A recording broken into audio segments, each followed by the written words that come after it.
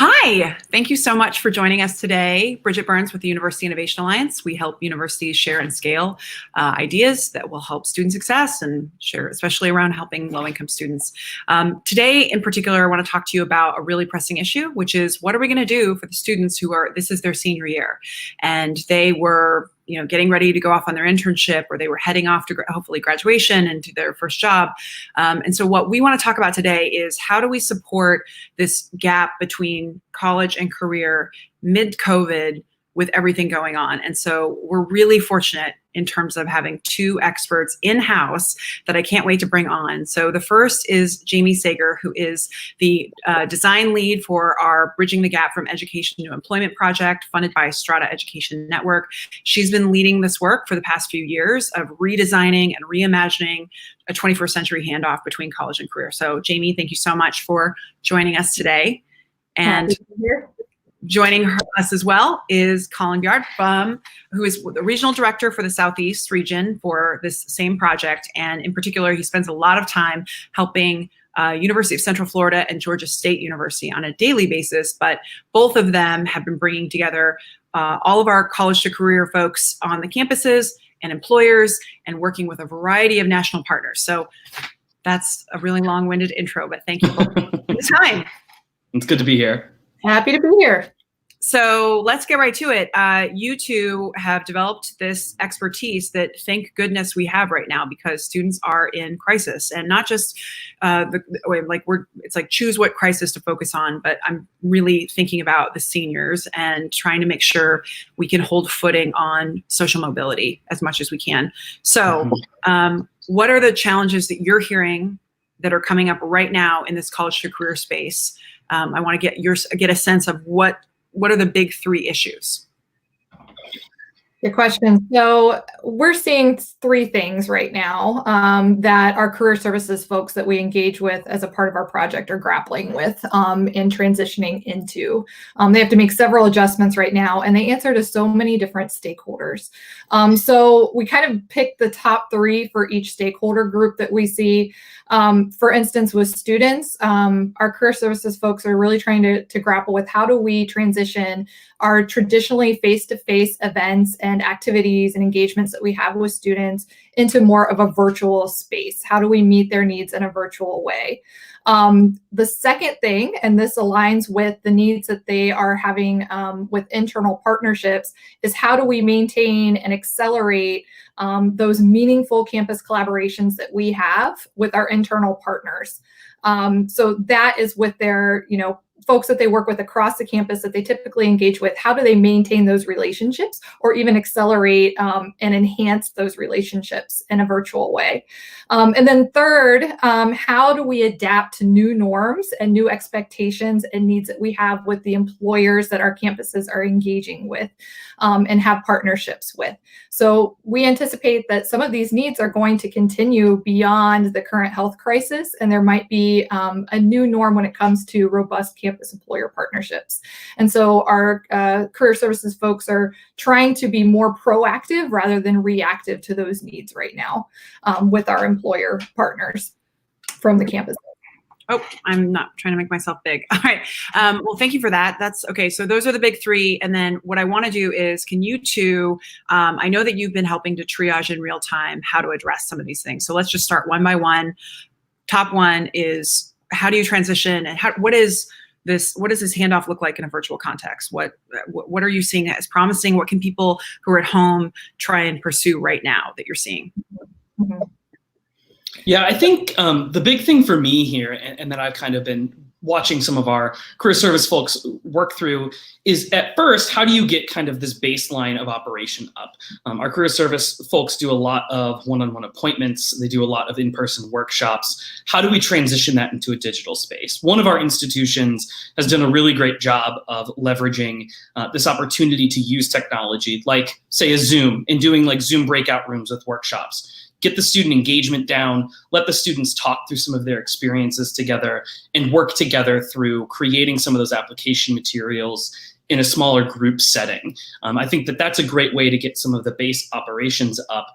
But I think what our campuses are beginning to see is the potential behind moving to this new environment where it's no longer the question of how do we just bring our normal operations into a digital space, but actually how does the digital space fundamentally change the way that we operate. I was talking to some folks last week who even said, the most important thing that I'm thinking about right now is how do we take this momentum and this new learning and carry it forward into the summer and into when this changes, because they're seeing that this digital space provides better opportunities for students to engage with them. They're live streaming webinars on Facebook and Twitter and Instagram and seeing 900 or 1,000 students attend their webinars, whereas before, when they were only offered in person, you're only seeing 50 people or 75 people. And so I think about those graduating seniors and what does it look like when we can reach a critical mass of them with critical information over just the few who elected to go to the workshop. And I think that's one of the places that our career service folks are really starting to see some opportunities and promise, not just being in the virtual space, but leveraging it in a way that's meaningful.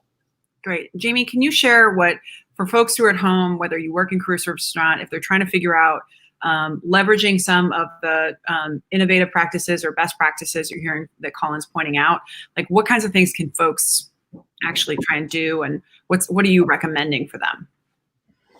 Yeah, so we're trying to help. Well, we already know that the campuses are trying to prioritize what they do with students right now. They're taking this as a moment to pause and reflect and rethink how they're reaching and engaging with students, because we anticipate that some of these things that they're doing to adjust to meet the current health crisis needs right now are going to be expectations moving forward from students. So things that they adjust to meet students' needs now are going to become expectations for how students are going to be engaged later by the campuses. So some things that we're seeing that are working well is utilizing tools to increase how much time you have to more meaningfully engage with students at a higher level. So if you have a resume review or critique tool, make sure you're using that and sending that out to students so they can work on that independently in a high-tech way, so that you can utilize more time for deeper level high-touch engagement with students, whether it's through webinars or et cetera, or open house drop-ins. Whatever. So we're seeing career services really free up more time to utilize time in a more meaningful way with student engagement. And that's working really, really well. Colin, any other examples you want to share? Yeah, I just think about, the power of content delivery. I don't know how many of our career centers initially saw themselves as the place to deliver meaningful content, but at least one of our institutions is using an online platform that can deliver professional development conversations so that they can treat the in-person conversations in the limited amount that they're able to kind of handle. I mean, we're talking about an institution that has like a 1 to 8,000 advisor to student ratio for career advising. So when they actually get that FaceTime, students are coming in with this base level understanding and knowledge that they can move forward. And so, for instance, they have one around job search tips and how to find jobs that students can get this base level understanding, especially our seniors. So when they come in, they're coming in with better questions. They're coming in with this insight and information that our counselors can use their expertise and their relationships to drive that conversation forward to a new level that they hadn't seen before. And again, they're taking advantage of this time and distance to be able to really test that out and to see if that's something that our students are responding well to. And speaking of content development, that's a perfect segue into the second challenge. Yes. So campus partnerships. Tell me about what are you seeing folks are actually doing? And then if we can follow it up with things that people can do at home to try and do leverage best practices and insights on the ground.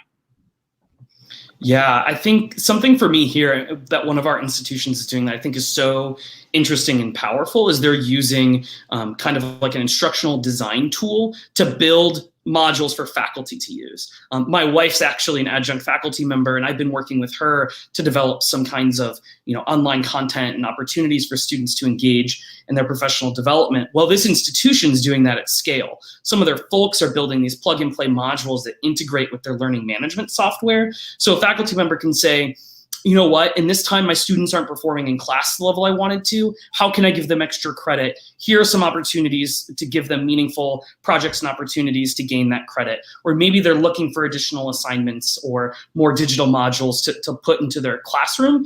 And this is so important from the partnership perspective, because a lot of our career centers relied on in-class visits to talk about these experiences and to gain marketing and opportunity for students to come to their office. And so now that that has been drawn back a little bit, they're still showing up in some digital ways, but how can they put that power into the faculty members' hands and really create excellent classroom content for faculty to utilize and plug and play? I think that this is a great time to do that, because I think the need's there from multiple angles.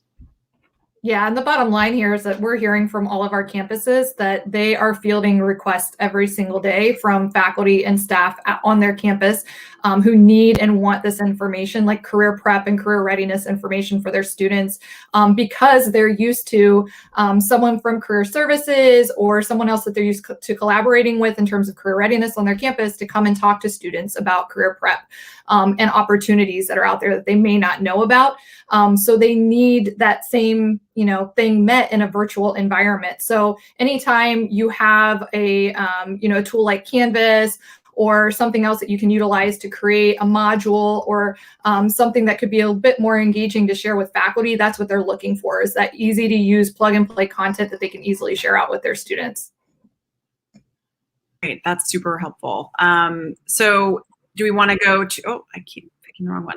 Do we want to go on to the next one, which is, I know this one is particularly topical because you just launched the employer working group a few months ago. You're partnering with employers around the country. And Jamie and I have been trying to raise resources for more virtual internships, which would position our students with employers. So kind of seeing a peek of a window into this, but I feel like you really understand it. Like, what are you seeing campuses are doing really well to try and maintain and build those relationships and keep them strong when the employers are going through the crisis too? And then I also want to hear what folks at home can do to try and make sure you're taking care of your folks and you're actually moving forward. Yeah.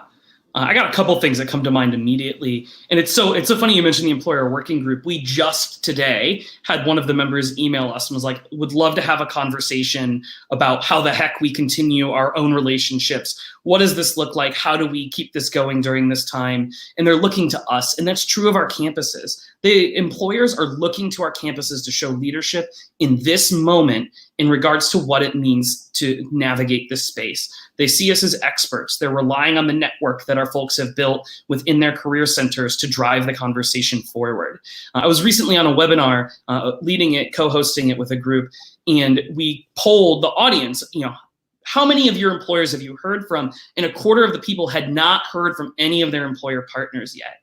I think this is an opportunity, and in one of our institutions, they've proven this to be true, that if we outreach to the employers and we show leadership and we fight for our students and we fight for those internships, then the employers are listening and they want to follow our lead on this. And I think it's super critical that if you're, in the career center space or you're overseeing that space, that we are taking this opportunity to outreach, show leadership, and drive the narrative and conversation forward on our terms, because everyone's confused and lost, and being able to show up with confidence in this space is something that everyone needs right at this moment. Yeah, and we're seeing one thing that's working really well especially an example is at Georgia State. They're starting to move large scale employer student engagements into more frequent, smaller scale engagements between employers and students in a virtual format. And that's meeting an employer ask, and that's also meeting a student need to have those more frequent engagements. And it's working really well. They're learning a lot by adjusting this way. And they're finding that their numbers of reach and engagement level with the students are going up, and the employers love engaging with students this way. So it's working really well, and we're learning a lot of new opportunities and places for growth.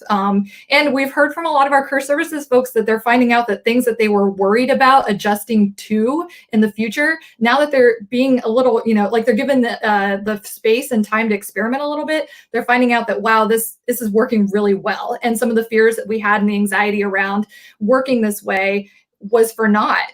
We're really finding out that students love this. It's meeting our needs, it's meeting the employer's needs and students' needs, et cetera.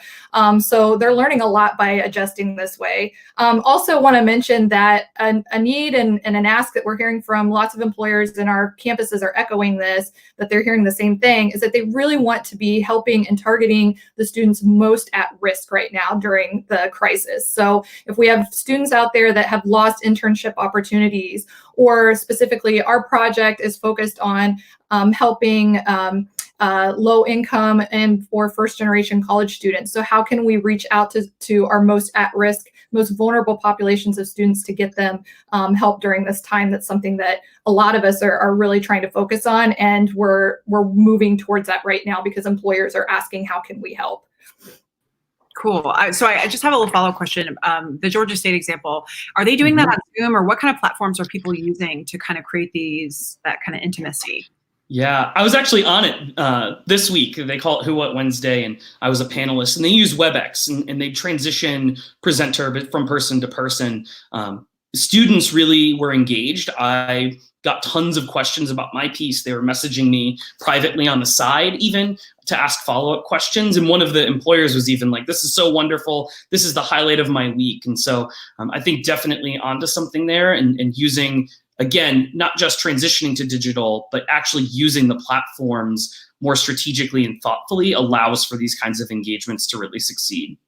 Mm-hmm. So if you want to replicate that, so Jamie, I don't know if you've seen these in the other campuses, but do you have any best practices for how to facilitate something like that? I know that you're both skilled facilitators. Jamie is our superstar facilitator, but I'm trying to think about, like, you don't just invite a bunch of people to a Zoom room and then be like, right, hey, so how would you suggest folks try and do this, or any advice you would give them?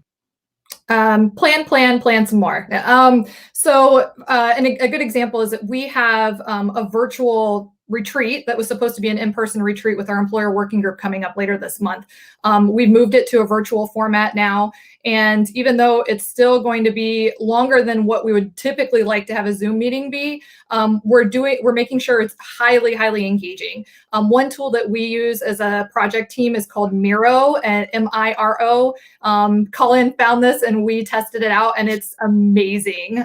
You can actually use digital stickies and move things around in a very collaborative way, but in a virtual format. And you can create free accounts if your university doesn't use this as an enterprise tool. So it's another great resource. But making sure that you have breaks in there, if it's a little bit longer than you would want a Zoom meeting to be, so more than half an hour, 45 minutes, especially when students are involved, you want to make sure it's short. Colin, what other tips would you suggest to make sure they're being highly engaging?